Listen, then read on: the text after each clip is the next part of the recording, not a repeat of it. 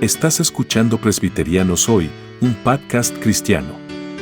En medio de la confusión doctrinal, la superficialidad espiritual y la pérdida del temor de Dios, volvemos a las Escrituras, a la doctrina bíblica y a la fe reformada. Aquí reflexionamos sobre las verdades eternas reveladas en la palabra, confesadas por la Iglesia y proclamadas con fidelidad. Presbiterianos Hoy es una voz firme en tiempos de confusión. Comienza ahora un nuevo episodio.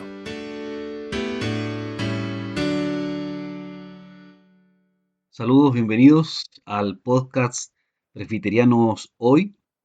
Hoy estamos en el episodio número 5 de 5 minutos de teología reformada y hoy vamos a responder a la pregunta: ¿cómo sabemos que Dios existe?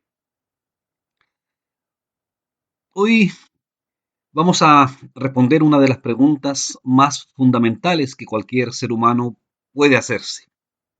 ¿Cómo sabemos que Dios existe? Porque vivimos una sociedad donde muchos afirman que la existencia de Dios no puede demostrarse o que creer en Él es simplemente un asunto de sentimientos. Sin embargo, la Biblia nos enseña algo muy diferente. Las escrituras no comienzan intentando probar la existencia o no de Dios, comienzan afirmándola con absoluta naturalidad.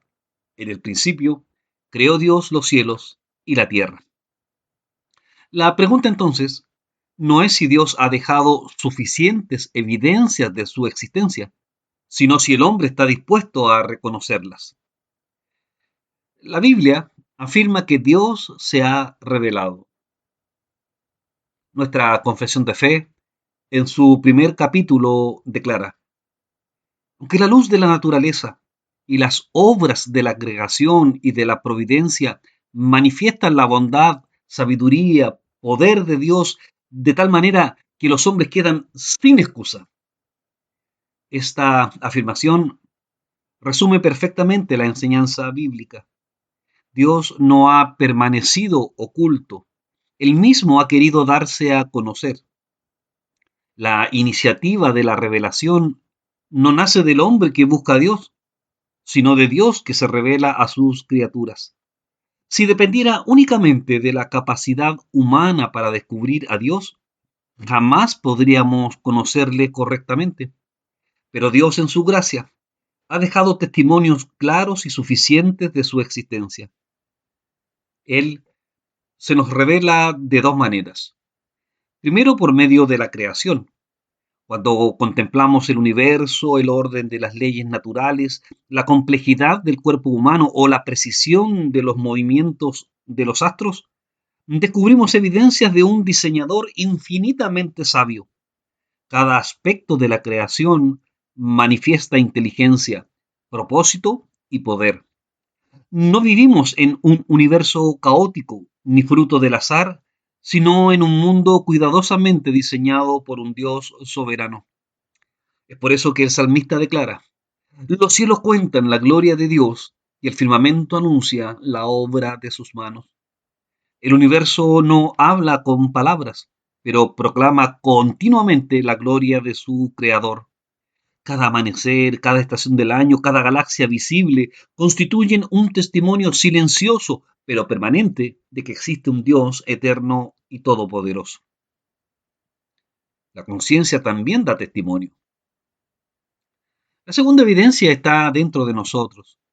Todo ser humano posee conciencia moral. Aún las culturas más distintas comparten conceptos fundamentales acerca del bien y del mal, acerca de la justicia y de la injusticia. Aunque las normas pueden variar, existe una percepción universal de que ciertas acciones son correctas y otras son reprochables. Sabemos que existe el bien y el mal. Sentimos culpa cuando pecamos. Admiramos la justicia y condenamos la maldad. Estas reacciones no pueden explicarse simplemente como el resultado de la evolución o de acuerdos sociales, porque incluso cuando nadie nos observa, la conciencia sigue acusándonos o defendiéndonos. ¿De dónde proviene esa ley moral? La Escritura nos responde en el libro de Pablo a los Romanos. mostrando la obra de la ley escrita en sus corazones. Nuestra conciencia apunta hacia un legislador supremo. Existe una voz interior que constantemente nos recuerda que somos responsables delante de alguien mayor que nosotros. Esa realidad forma parte del testimonio que Dios ha puesto en cada ser humano. No somos simples accidentes del universo. Hemos sido creados a imagen de Dios y por esa razón conservamos un conocimiento básico de nuestro Creador, aunque el pecado haya distorsionado profundamente esa percepción. La revelación general nos salva. Ahora bien, estas evidencias son suficientes para demostrar que Dios existe, pero no bastan para conducir al hombre a la salvación. Y aquí encontramos una verdad muy importante. La creación puede mostrarnos el poder de Dios. La conciencia puede convencernos de nuestra culpa. La providencia puede hacernos reconocer que dependemos de Él. Sin embargo, ninguna de estas revelaciones responde a la pregunta más importante. ¿Cómo puede un pecador ser reconciliado con un Dios santo? La naturaleza puede decirnos que existe un creador. La conciencia puede decirnos que somos culpables, pero ninguna de las dos puede decirnos cómo ser perdonados. Es por ello que necesitamos la revelación especial, la palabra de Dios. En las Sagradas Escrituras, Dios nos revela su plan de redención, la persona y la obra de Jesucristo, el camino del arrepentimiento y de la fe, y la promesa de la vida eterna para todo aquel que cree. Por eso Pablo escribe, así que la fe es por el oír, y el oír por la palabra de Dios. Solo la Biblia nos revela quién es Jesucristo y cómo los pecadores pueden reconciliarse con Dios. ¿Y qué ocurre con el ateísmo? La Biblia nos ofrece una explicación sorprendente. No dice que el hombre carezca de evidencia. Por el contrario, nos enseña que las evidencias de la existencia de Dios son abundantes y constantes. Lo que ocurre es que el ser humano, debido a la corrupción de su corazón, se resiste a aceptar las implicancias de reconocer a Dios como Señor. Dice que el hombre rechaza deliberadamente la verdad. Romanos afirma que los hombres detienen con injusticia la verdad. La idea es la de alguien que intenta reprimir, sofocar aquello que sabe que es cierto. No se trata simplemente de ignorancia, sino de una oposición moral al conocimiento de Dios. En el mismo libro de Romanos que hemos citado, unos versículos más adelante, Pablo añade, pues habiendo conocido a Dios, no le glorificaron como a Dios. Por lo tanto, el problema no es intelectual, es un problema espiritual.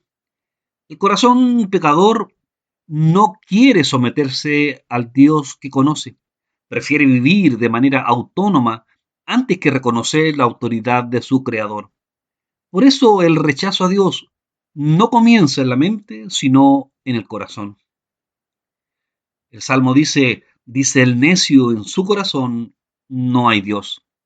No afirma que el hombre haya demostrado la inexistencia de Dios, sino que ha decidido vivir como si Dios no existiera. Cristo, la revelación perfecta de Dios. La máxima revelación de Dios no es la creación, es Jesucristo. Toda la creación refleja la gloria divina, pero únicamente en Cristo contemplamos perfectamente quién es Dios.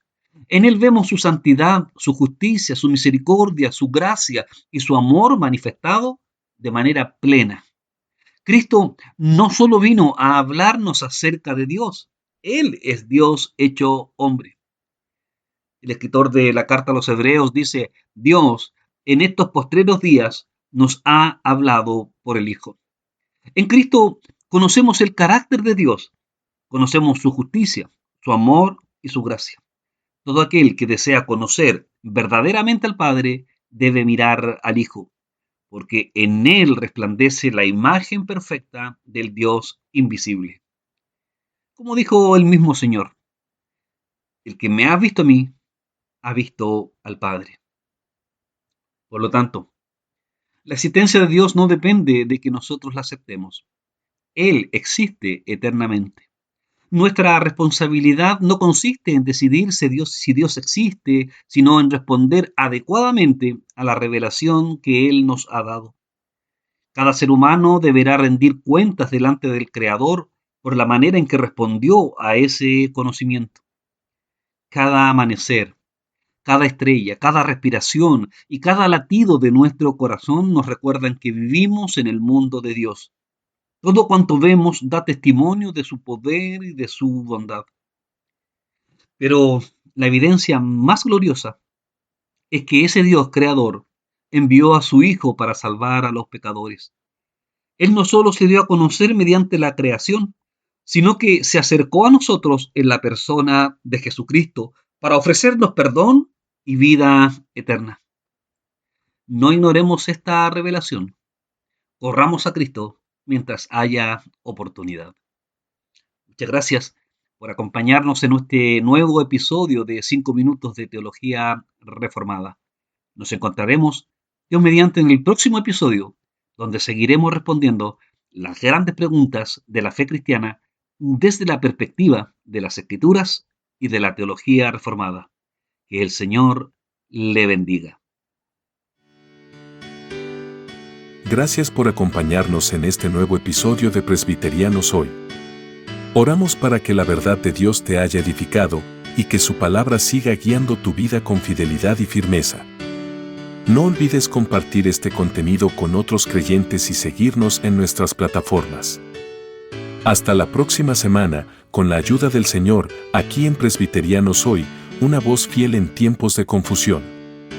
Soli Deo Gloria.